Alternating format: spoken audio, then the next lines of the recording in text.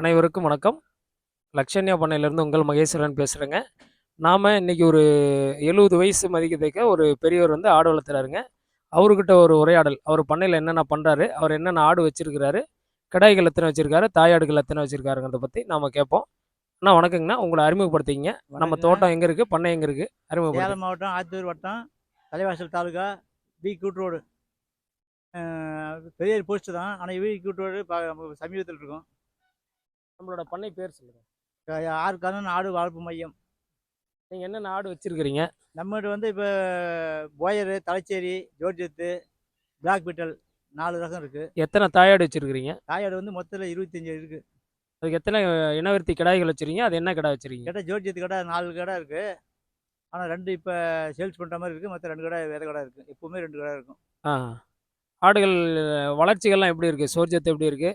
நான் வந்து எனக்கு வந்து இப்போ வந்து 70 வயசு பக்கமாக ஆக போகுது. நான் ஆரம்ப காலத்தில் வந்து இந்த நாட்டாடு வச்சு வளர்த்துட்டு இருந்தோம்.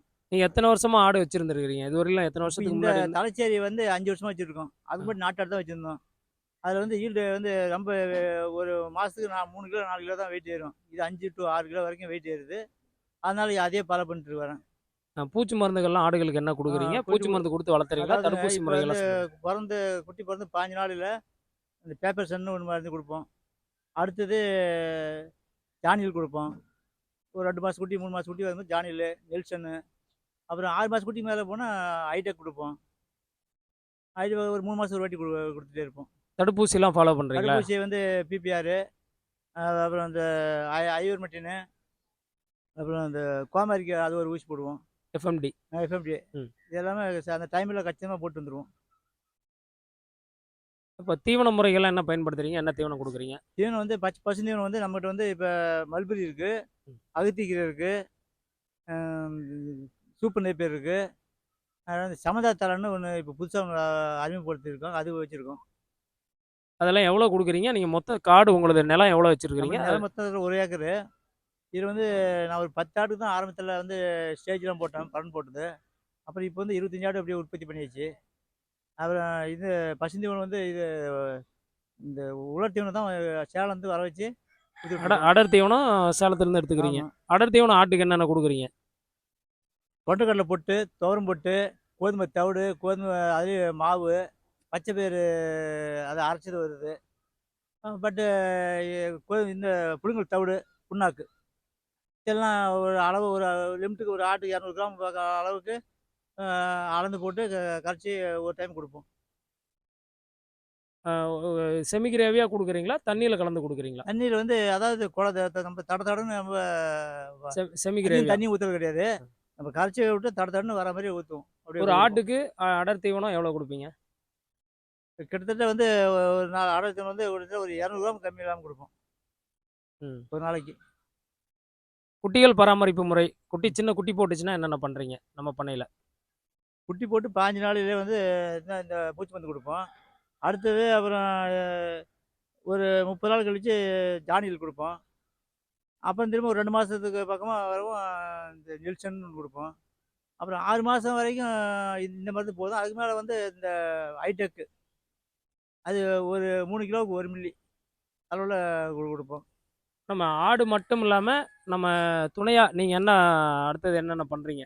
பறன் போட்டிருக்கனால நமக்கு வந்து வேலை பறன் ஆடு தங்குது. கீழே வந்து நாட்டுக்கோழி, முட்டைக்கோழி சோனாலின்னு ஒரு ரகம் வாங்கி விட்டு 2 சேல்ஸ் பண்ணிட்டுருக்கேன்.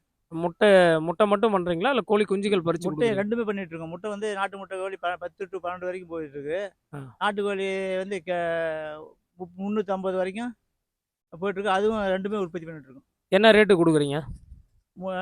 அது கோழி வந்து நாட்டுக்கோழி வந்து 350. சரிங்க.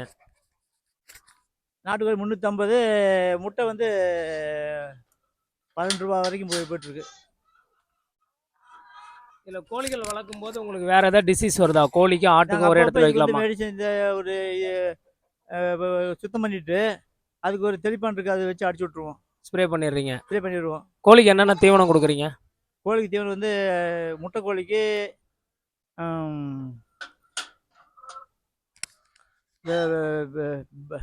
பாயர் ப்ளஸ்ன்னு ஒன்று இருக்கும். அது வந்து ஃபினிஷர் கொடுக்குறோம். நாட்டுக்கோழிக்கு ஃபினிஷர் ஸ்டார்ட்னு சொல்லுவாங்க அது. ஆமாம். அப்புறம் நம்ம பண்ணையில் என்னென்ன ஸ்பெஷலாக பண்ணியிருக்கிறீங்க? ஸ்பெஷலுங்கிறது வந்து அப்படின்னு என்ன ஒன்று புரியவில்லை. ஸ்பெஷலாக இல்லை, நம்ம ம். கேட்குறது என்னன்னா அடர் ம். தீவனம் பசுந்தீவனத்தில் ம். பசுந்தீவன முறை எப்படி எப்படி கொடுக்குறீங்க? இப்போ ஆடு நீங்கள் கட் பண்ணி போட்டுருக்கிற தீவனம் சூப்பராக சாப்பிடுது. ம். இது என்ன தீவனம் கொடுத்துருக்கிறீங்க இதில்? காலையில வந்து சைலேஜ் குடுத்தோம். ஆ. இப்போ வந்து இந்த சூப்பர் நேப்பியர் வந்து அத அப்படியே அரைச்சு மிக்ஸி சாப்பிட்டீங்க காட்டிங்களா அரைச்சு அது குடுத்துருக்கோம். அப்புறம் நேத்து வந்து இது குடுத்தோம். அதாவது மாத்தி மாத்தி குடுப்போம். ஆ. ஆ சமந்தா இருக்கு, மல்பெரி இருக்கு. இது எல்லாமே இது எல்லாமே கலந்து கொடுக்குறீங்களா ஆடுகளுக்கு? இல்ல கலந்து குடுப்போம். ஆ. கலந்து குடுத்தா தான் எல்லாம் ஒவ்வொன்னும் ஒரு சத்து இருக்கு. சரி சரி. அதனால கலந்து குடுப்போம். ஆ. கலந்து கொடுக்குறேன்னா எவ்வளோ கலந்து கொடுக்குறீங்க? ஒவ்வொன்லயும் ஒரு அ 25 கிலோ வரைக்கும் ஒவ்வொன்னு இப்ப மல்பெரி 25 கிலோன்னா, இது சோப்பு நேப்பியர் அது 25 கிலோ. ஆ. அப்ப சமந்தா தழைன்னு ஒண்ணு இருக்கு. அது 25 செம்மந்தலை. கிலோ குடுப்போம். ஆ. இது 3யும் கலந்து குடுப்போம். அப்ப அகத்திக்கீரை வந்து முடிஞ்சிருச்சு. சரிங்க. இது 3 மட்டும் அப்படியே 25 கிலோ போட்டு அப்படியே மிக்ஸ் பண்ணி குடுப்போம். இது கலந்து. குடுக்குறதுனால ஆடோட வளர்ச்சி ஒரு மாசத்துக்கு நீங்க குட்டி என்ன வெயிட் மெயின்டெயின் பண்றீங்க? குறைஞ்சபட்சம் 5 டூ 6 வரைக்கும் வரும். 5 டூ 6. 6 வரைக்கும். ஆ. 5க்கு கீழ போறதுக்கு சான்ஸே கிடையாது. 5லிருந்து 6 வரைக்கும் வருது. இப்ப நீங்க இதுக்கு முன்னாடி கீழ வச்சிருந்த ஆட்டுக்கும், ம். பரன் போட்டு வச்சிருந்த ஆட்டுக்கும் என்ன வித்தியாசம்?